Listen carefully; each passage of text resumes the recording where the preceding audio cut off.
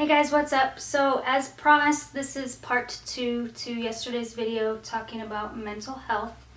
I kind of just wanted to give you guys my mental health journey for those of you that don't know, in hopes that this can give you some insight, maybe as to who I am as a person, or help somebody that is struggling and is too afraid to reach out. So my mental health journey started in college.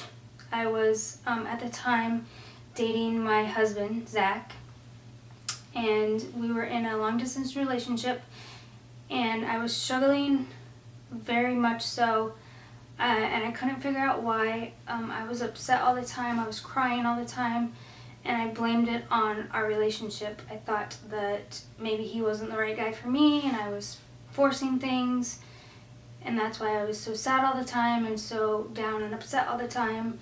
And he struggled too because he didn't know how to help me, and he tried to keep his distance because if it was him, he didn't want to make it worse. And I ended up talking with a relative who deals with the same types of symptoms with depression and anxiety, and she encouraged me to go see someone and go get help and maybe get on medication. So I took her advice and I did go and I got help and I got put on medication. I actually got diagnosed with bipolar 2 disorder, which is like bipolar 1 disorder, except the highs and lows aren't as dramatic, especially the highs you don't get as high, but the lows you still get really low. And so I got on medication and it was like night and day, seriously. My everything calmed down, my anxiety calmed down, I wasn't crying all the time, I wasn't sad all the time, wasn't down all the time, and my relationship with my husband, who was my boyfriend at the time, flourished. I was so happy and I knew he was the one and we were just having a great time together, and I was able to step back and realize that it had nothing to do with him, it was all me and my chemical imbalance that had to do with my bipolar 2 disorder. So I did pretty good for quite a while. We got married in October of 2012, and right after getting married, I went on a downward spiral again. I moved straight from my parents' house to living with him, so basically living on my own, but with him. And it was a huge life change, and it kind of just upset everything. And for about, from October of 2012 till about that February, I was a wreck. I was crying all the time. I was so sad all the time, so down. I was having trouble holding down a job because I was so upset I had to quit my job. And it wasn't until February of 2013 that some family members came to me, my parents actually, and they said, "We're taking you to the hospital," because it was that bad. So I got admitted in February of 2013 into the hospital. I was there for, I think, 5 days. Basically, you go to their classes, they monitor your medication, they get you to socialize, they want you to show that you're avidly trying to get better and not just sulking in your room. So I was in the hospital for about 5 days. I was released after that. My medication had changed. The doctor put me on a different medication, and it was kind of rocky after getting out of the hospital, almost to the point where I was worried I would have to go back, but finally things kind of mellowed out and I was okay. And I was okay until about getting pregnant with Lakeland, my firstborn, which would have been she was born in 2015, so I can't remember when she was conceived, but anyways, I started seeing a counselor and things were kind of okay. My medicine was doing pretty well, but I kind of just felt things starting to, things were brewing, bad things that I didn't want. So I started seeing a counselor and she helped a ton and things were okay. And then I ended up having Lakeland in 2015, and I got really bad postpartum depression. Once again, I was crying all the time, I was upset all the time, and I ended up getting another medication change for that. That was really hard. Postpartum is terrible. If you've ever dealt with it, it's just awful. On top of what I was already dealing with my depression, then more so, it was terrible. So I got help with that, and I obviously made it through that. And then I didn't spiral again until I had my son in 2017, and I had postpartum again, and it was a lot worse than with Lakeland. I was suicidal. It was really scary.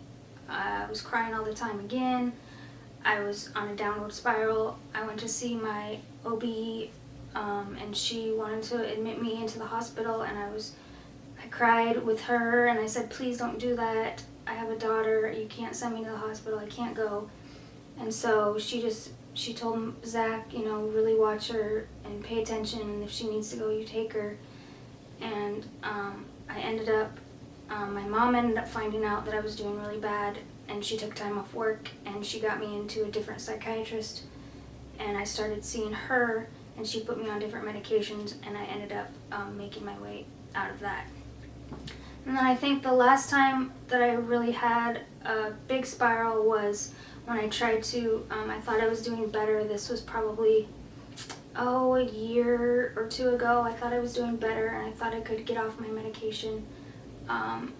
And so I talked to my doctor, and she helped me wean off, and for a little bit everything was okay, and then it was like bam, another spiral, and I realized that I couldn't get off my medication. I had to be on medication, probably would have to be on medication maybe my whole life. It was a hard realization, but I've learned that it's just like any other disease, like high blood pressure, you take medicine for that. This is just a different type of disease that I take medicine for. So I guess that's my story in a nutshell. These days, things are pretty good. I have my days where I struggle, where I'm down, or I feel kind of sad or emotional, but it doesn't last very long. It's not anything drastic, anything dramatic like that.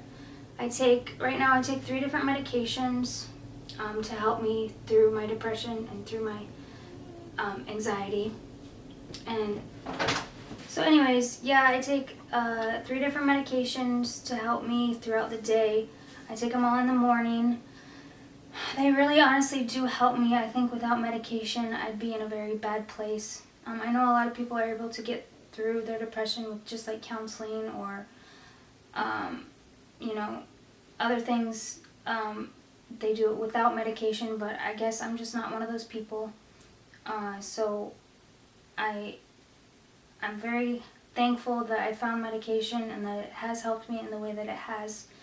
And I'm very thankful that I'm still here and I didn't do anything stupid, because I got a pretty good life, I will admit.